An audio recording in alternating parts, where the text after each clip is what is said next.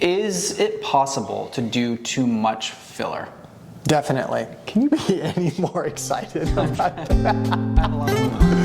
Welcome back to the Face Duo. I'm Prem Tripathi. I'm Brandon Dunn. We're facial plastic surgeons. We're here to talk to you about everything facial aesthetics. So today we're going to talk about filler fatigue, or this idea that all these celebrities now are talking about getting their fillers dissolved.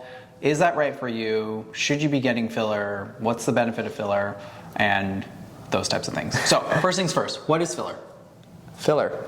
There's different types of fillers, but the most common filler that we use is hyaluronic acid, or sometimes called HA filler. This is a dissolvable filler. It's a gel that we inject underneath the skin. We can inject it on bone or in the soft tissue, and it helps to provide volume for areas that have lost volume as we age. Yeah, and I think the idea is that when you inject filler that maybe you're improving skin quality. There's a few products on the market that improve skin quality, but for the most part, you're putting filler to improve volume or contour of a particular area. So we know what filler is. When should people be considering filler?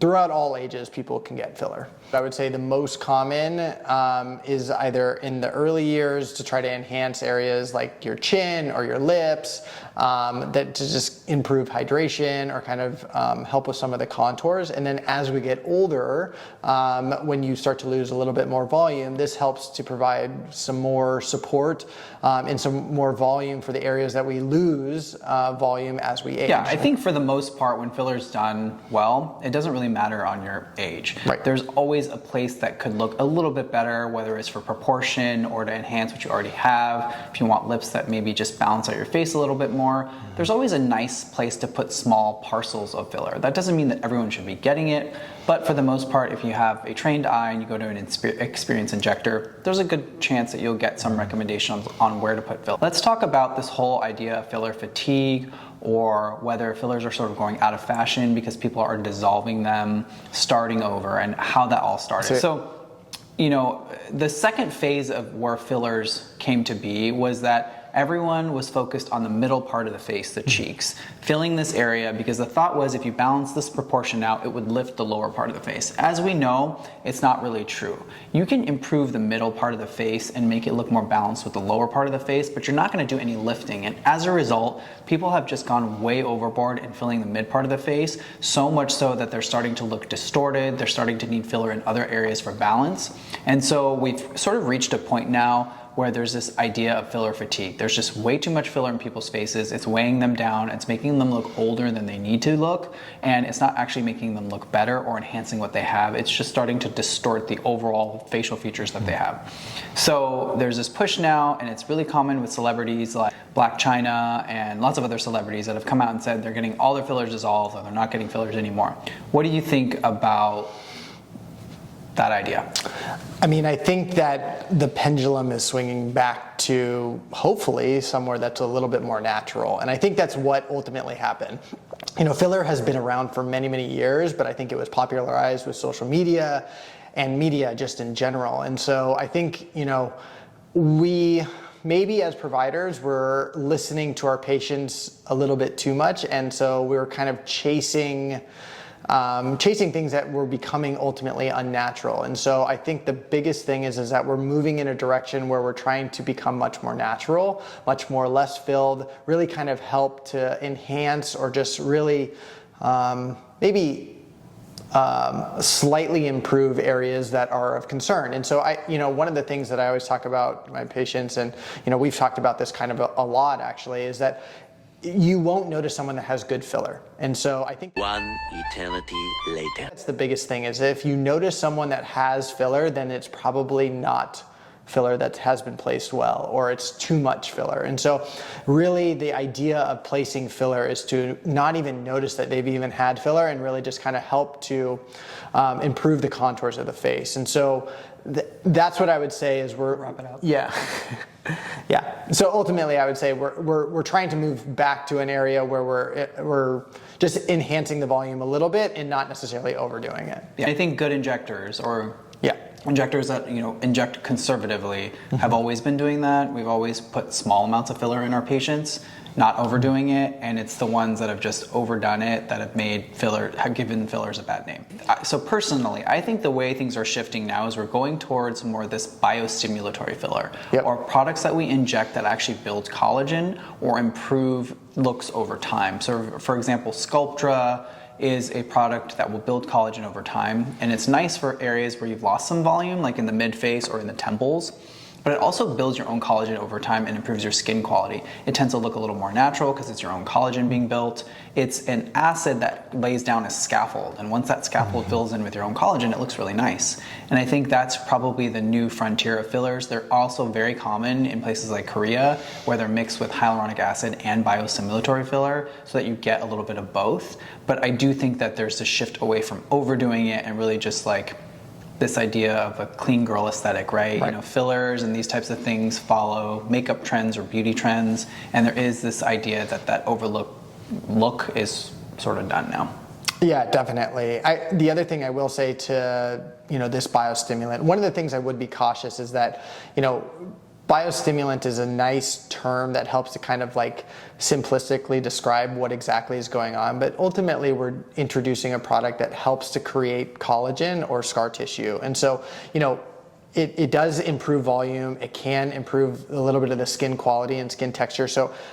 But I am cautious with my patients because, it does introduce some challenges at the next stage if you want a facelift or you have surgical procedures. And so it does introduce scar tissue into an area where operations will occur. So it makes the surgery a little bit more complicated. Not that it's not necessarily a contraindication or we can't do surgery, but it's something to at least think about. So if you do this a lot, it will make it a little bit more challenging for your surgeon. If you're the patient, if you're interested in filler, what's a good way to start? So what I counsel my patients on is, skincare and Botox really are nice preventative things. They help maintain the integrity of your skin. They help prevent fine lines and wrinkles. But filler, for the most part, other than the biostimulatory, there's no preventative component, right? You're not preventing your cheeks from sagging. You're not preventing your lips from getting any smaller with time. They just add volume. It's really just as simple as a gel being injected, and then that gel sort of integrates or migrates with time.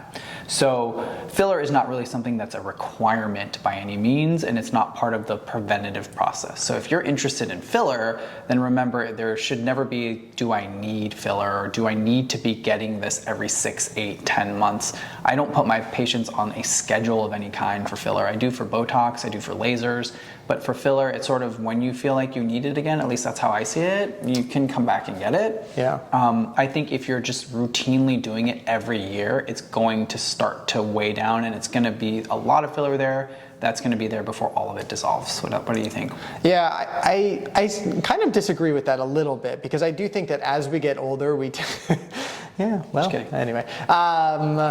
Some people are right and some people are prem. Yeah. And so, yeah, no, as we get older, we do lose volume. I mean, that's a well understood physiology as we age. And so I do think that filler does help to prevent the look of aging. Mm-hmm. And so, when I'm doing a facelift, I'm thinking about fat grafting, because I want to make sure that, just lifting the tissue is not necessarily going to make someone look younger. I think the volume is something that will help someone make them look younger. And so I do think that filler can help to make you look less old, but I don't think it necessarily prevents you from looking old. And so I kind of disagree in that regard. And then I guess the other thing that I will say Which part do you disagree with? That you said it's not a prevention, because it doesn't necessarily prevent it, but it does make you not look as aged. Yeah, but I mean, like, if you got filler every day or every 6 months for 5 years, and then you stopped doing it one day, you would have not gained any benefit if you let it all dissolve. Whereas Botox, if you did it every 3 months for 5 years, you would have gained 5 years of benefit even if you stopped at the 5-year mark. Yeah, It but won't go back. your muscles are still going to be working and you're still going to have those wrinkles. But they will not have etched into the skin over that 5-year period. Yes, I agree with that. I do agree with that part. Yeah, so I mean, filler it's not preventing you from aging, but it allows you to age a little bit more gracefully if you lose volume in certain areas that make you look older. Like, for example, camouflaging a jowl. So it helps to basically decrease the appearance of an older look by making you not look like you have a jowl anymore, or helping your cheeks have a little bit more volume, or in improving the amount of volume in the subzygomatic triangle, which is this area over here. As we get older, we look a little bit more gaunt, sometimes as we lose some of the volume in the mid-face, and so that can help to soften that area. So what are some areas of filler? If I'm interested in filler. What are some areas, because the most common thing people come in with is I don't want to look overfilled, or I don't want to look overdone. Right. So what are some areas that people can get done that they may not think about, that we sometimes recommend to balance the other facial proportions, not to overfill them, but to make things actually look more natural? What are some areas that you recommend? Yeah, I mean, I think the biggest thing is kind of a comprehensive treatment. So most people will come in and they say, I don't like this deepened nasolabial fold. And that's the first thing that you see.